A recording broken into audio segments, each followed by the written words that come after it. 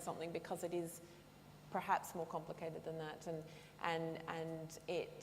but then I see what you might be saying is, well, we do take into account certain environmental factors, so why not take into account certain genetic factors that might suggest that somebody is at risk.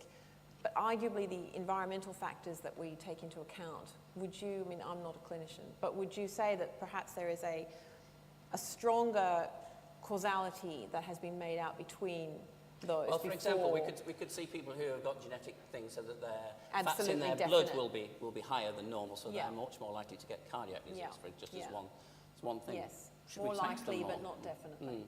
I think, well, on principle, I feel that it's a huge problem to pathologise people prior to basically, it is just the risk of something makes you. That's a no, is it? From you? That's a no. Okay, and from you?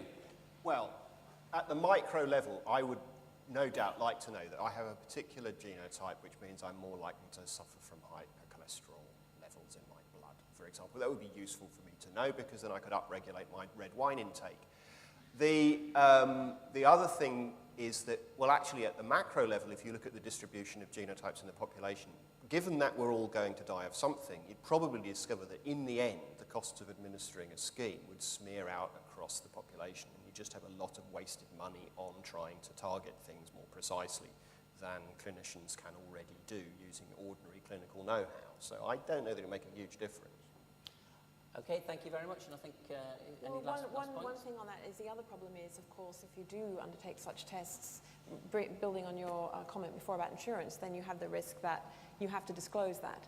So you might find yourself being targeted as sick anyway.